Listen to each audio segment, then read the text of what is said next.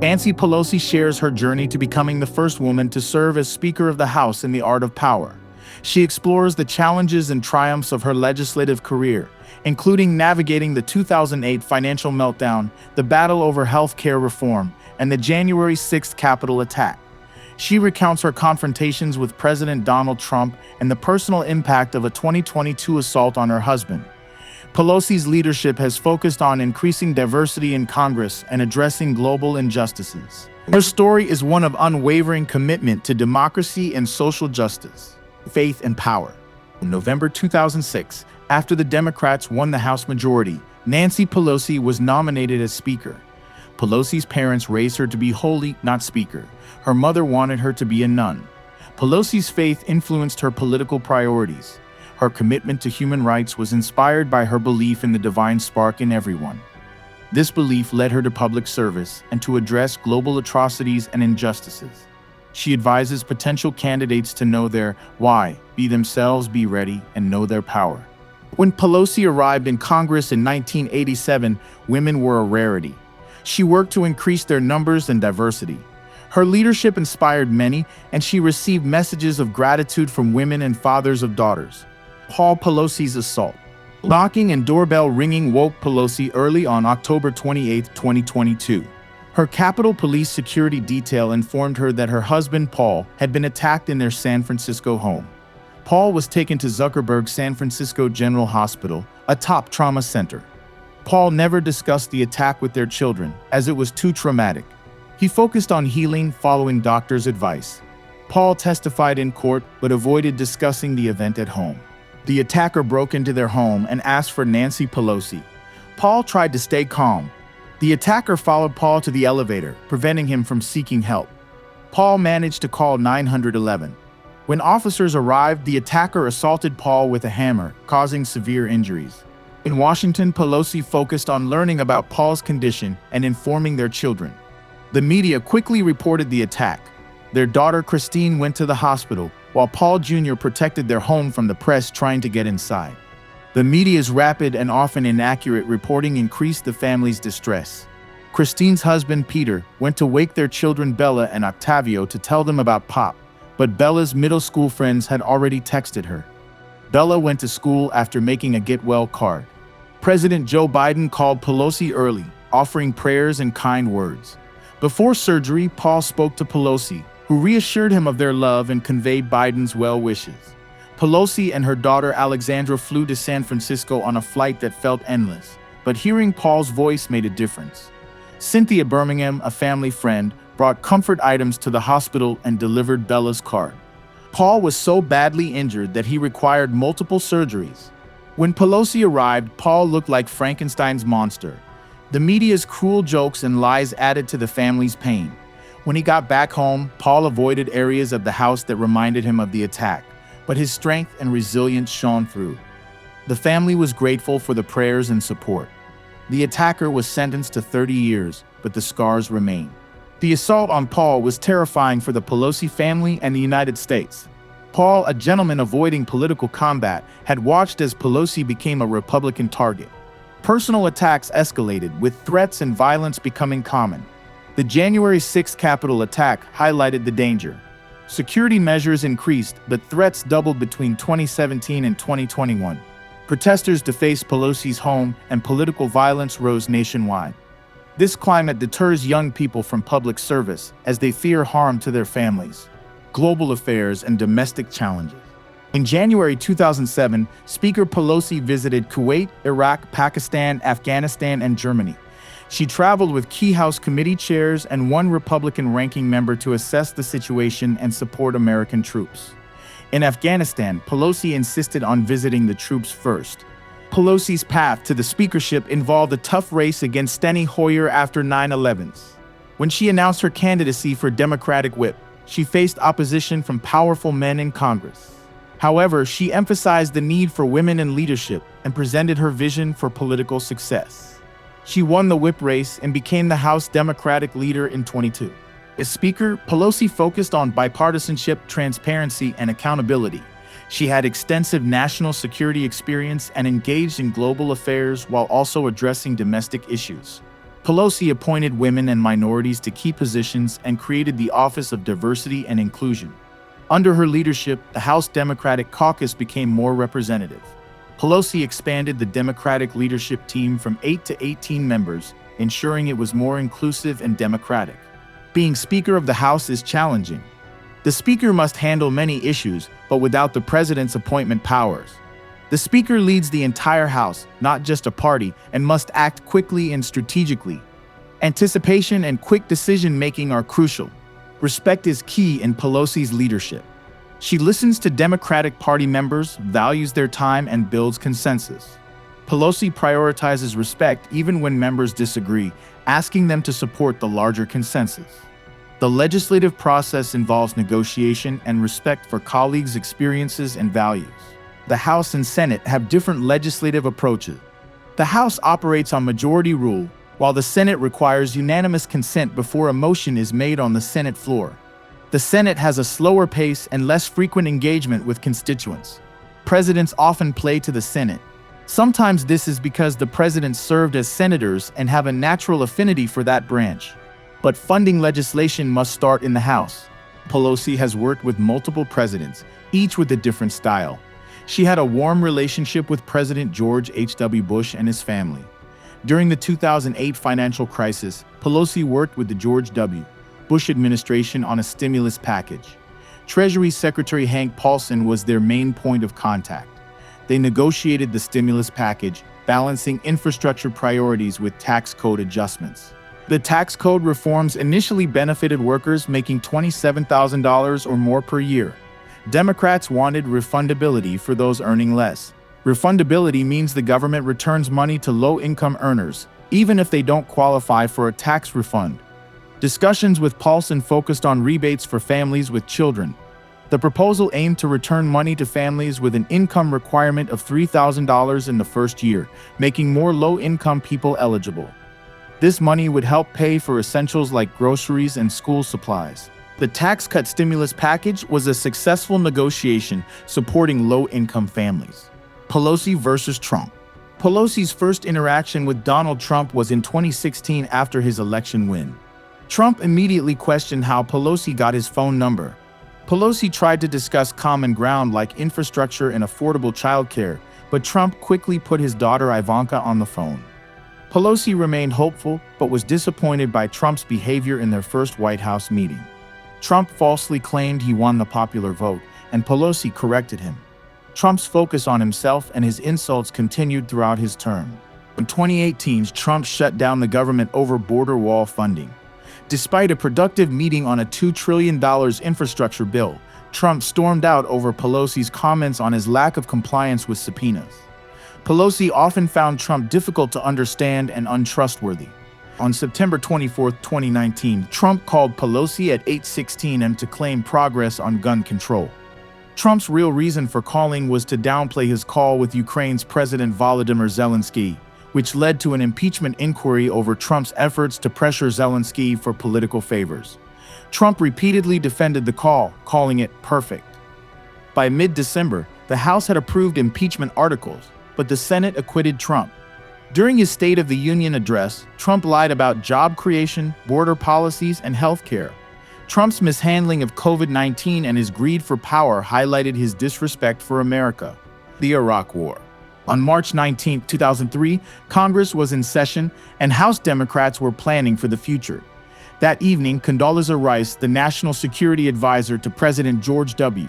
Bush, informed Pelosi that the U.S. would start military action in Iraq at 9 p.m. The Bush administration convinced the public that Iraq had weapons of mass destruction (WMDs) and was close to having nuclear weapons. Vice President Dick Cheney and Rice made alarming statements about Iraq's threat. The No. 2 official at the Pentagon, Paul Wolfowitz, claimed U.S. troops would be welcomed as liberators and that Iraqi oil revenue would cover war costs, which proved false. House Democrats debated the Iraq War resolution. Representative Richard Jeffart co-authored it, based on CIA Director George Tenet's claims about WMDs. Pelosi, with 10 years of experience on the House Intelligence Committee, believed the administration wasn't transparent. She opposed the war, stating, "The intelligence does not support the threat." Pelosi voted against the resolution. The administration didn't request a national intelligence estimate NI on Iraq. A NI is the intelligence community's most authoritative document on a particular threat. When one was provided, it was inconclusive. Defense Secretary Donald Rumsfeld's report highlighted gaps in WMD knowledge, but it wasn't included in the NI. The war resolution passed in October 2002.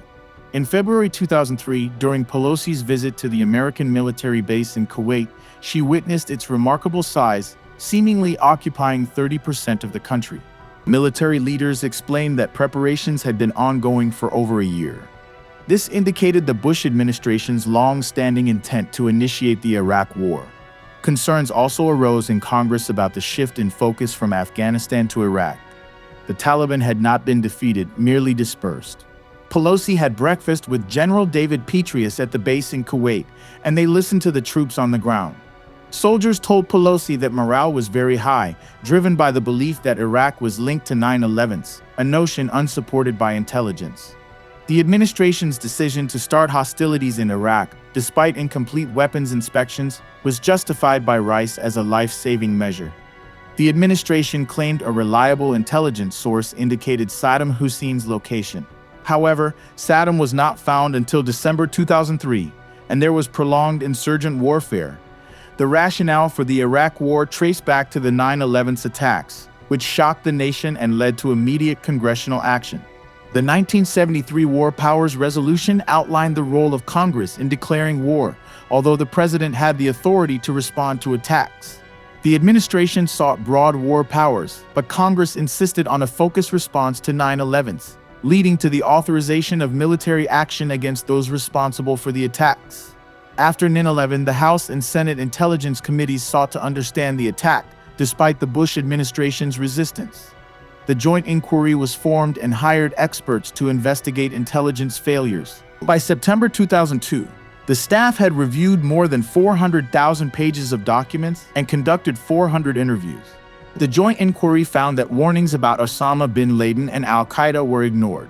The Phoenix Memo was a July 2001 communication from the FBI field office in Phoenix, Arizona, in which an agent warned about the presence of overseas students who had possible ties to foreign terrorist organizations and who were attending commercial aviation training schools in the U.S. That memo was a missed opportunity. Two hijackers of Flight 77, which crashed into the Pentagon, had attended an al-Qaeda meeting in Malaysia in 2000. They were identified by the CIA but not placed on watch lists. Communication failures between agencies were evident. The Saudi Arabian connection was also significant, with evidence of funding and assistance to the terrorists from Saudi citizens and officials. The FBI's focus on criminal trials rather than strategic analysis hindered their ability to connect pieces of the terror plot. The Joint Inquiry's report was completed in December 2002, but Congress had already authorized military force against Iraq. The 9/11's Commission, established in November 2002, faced delays from the Bush administration. Its final report in July 2004 led to recommendations for improving homeland security and intelligence. These recommendations became law in August 2007, nearly 6 years after 9/11 and 4 years after the Iraq invasion. Bush declared the end of major combat in Iraq on May 1, 2003, but Iraqis saw it differently and started an insurgency. Saddam was captured in December 2003. In January 2004, it was revealed that no extensive stockpiles of weapons were found in Iraq. On November 17, 2005, Jack Murtha, a decorated war hero, called for redeploying U.S. troops out of Iraq, criticizing the war as a flawed policy. His comments received overwhelming public support. In 2006, Democrats, led by Pelosi and Senator Harry Reid, crafted a strategy to win back Congress, opposing Bush's Social Security privatization plan and campaigning on a new direction for America. They won majorities in both the House and Senate. The Iraq War played a significant role, with public opposition growing. By the end of Bush's term, a departure date was set for U.S. troops. The Iraq War had lasting consequences, destabilizing the region and empowering Iran. The intelligence failures leading to the war were deliberate, contrasting with the unintentional failures before 9/11's. The China threat. The tracking of the airplane began the moment it lifted off from the Malaysian capital of Kuala Lumpur on August 2, 2022. The U.S. Air Force aircraft carried Pelosi and 5 other members of Congress. For 7 hours, 2.92 million people followed the flight. Upon landing in Taipei, the capital of Taiwan, 708,000 people were tracking it, making it the most tracked live flight in Flightradar 24's history. Taiwan has faced threats from China since 1949. It is the island to which opponents of Mao Zedong's hardline communism fled in 1949 when Mao took power. Before the plane's descent, China sent fighter jets near Taiwan's airspace and announced live fire drills. The delegation had received an invitation from Taiwan's government. China condemned the visit, but Pelosi emphasized the importance of affirming Taiwan's democracy. Pelosi has long held China accountable for human rights abuses in Tibet, against the Uyghurs, and in Hong Kong. Pelosi believes in acting on issues of conscience, especially regarding human rights. The U.S. has often ignored China's internal persecution and its destabilizing actions globally. Pelosi has consistently opposed prioritizing trade over human rights, even when it put her at odds with members of her own party. In 1993, President Bill Clinton set conditions on China's most favored nation MFN status, requiring compliance with the U.S.-China prison labor agreement, adherence to the Universal Declaration of Human Rights, and other measures. Senate Majority Leader George Mitchell and Pelosi sponsored the legislation. However, in 1994, Clinton reversed course, delinking trade and human rights and renewing China's trade privileges. Senator Max Baucus supported MFN for China, arguing economic reform would drive political reform. Pelosi disagreed. She highlighted China's human rights violations and trade imbalances, noting China's barriers to U.S. goods and the rise in the trade deficit.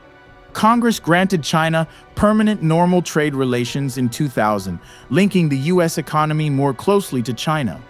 This shift allowed U.S. manufacturing to move to China, benefiting a privileged class in China rather than the average citizen.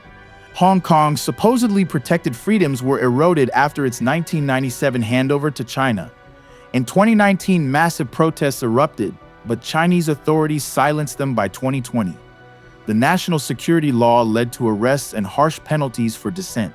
Tibet has faced decades of repression, with the Dalai Lama, the spiritual leader of the Tibetan Buddhists, forced into exile.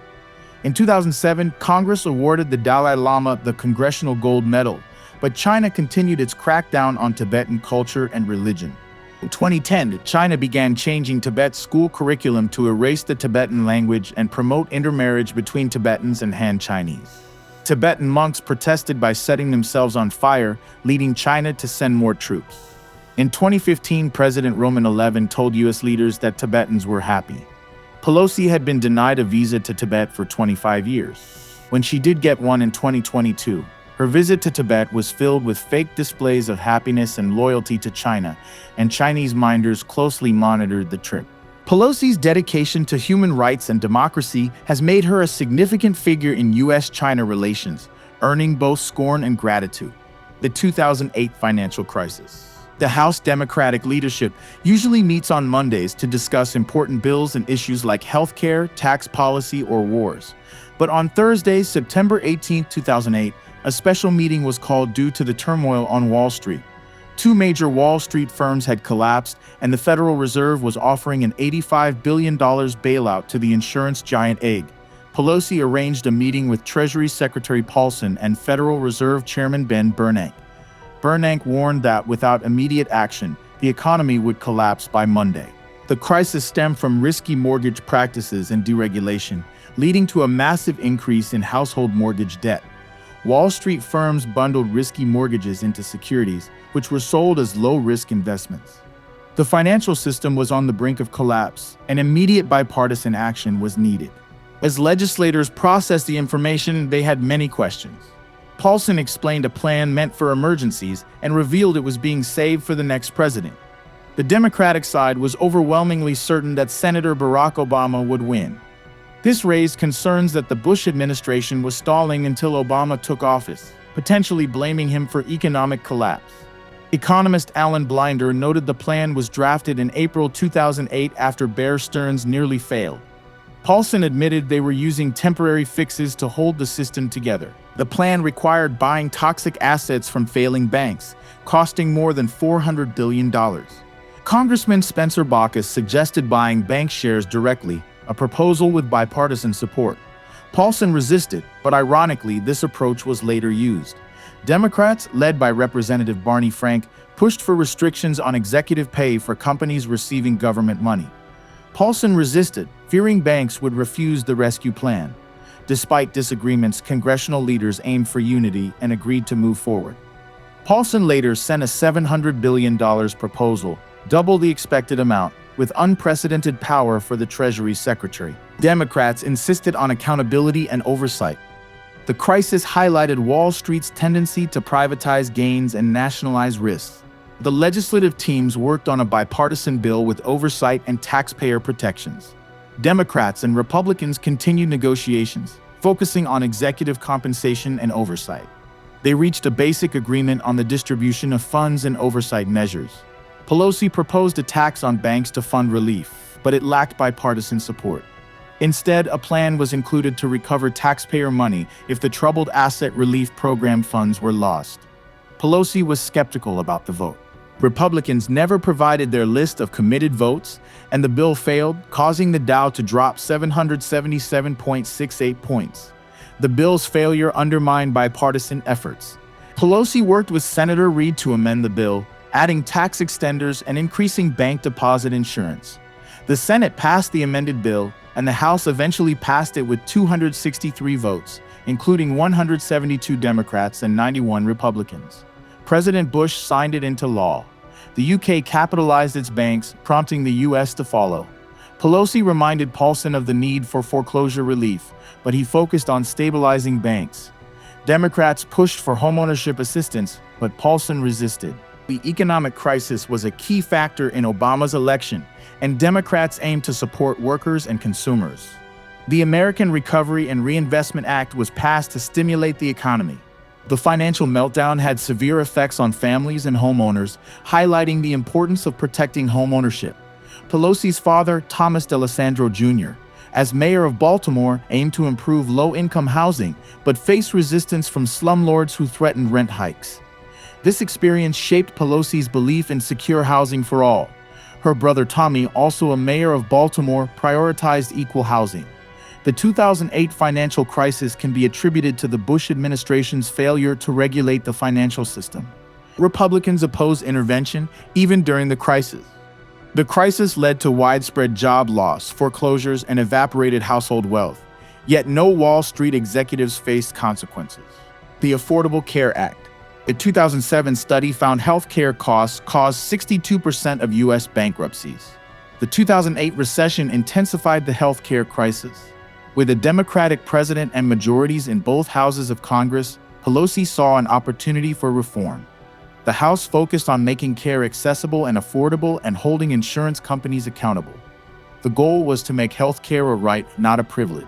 However, health care reform drew opposition from insurance companies and anti-government advocates. The House worked on a standalone bill, while the House Budget Committee passed a budget reconciliation bill, combining health care and higher education reform. This allowed using a tactic called reconciliation, lowering the Senate vote requirement from 60 to 51. On May 13, 2009, a pivotal meeting with President Obama took place. The president asked Pelosi for a statement to the press, announcing the House would pass a health care bill by July 31st, contingent on the Senate Finance Committee passing its bill by June 15th. The focus was on quality, affordable health care for all. On September 2nd, Reid and Pelosi invited Obama to address Congress. They had grassroots support and votes in the House, but sought to leverage the president's influence as well. A week later, Obama addressed Congress, advocating for health insurance reform. He highlighted the unsustainable burden on taxpayers and the need for stability and security in health insurance. He supported the public option to lower costs, improve quality, and preserve choice. The public option is a government-run insurance program that would not eliminate but would compete with private plans. The Senate did not include the public option, influenced by insurance companies. The Senate passed its bill in October, and the House passed an improved version in November.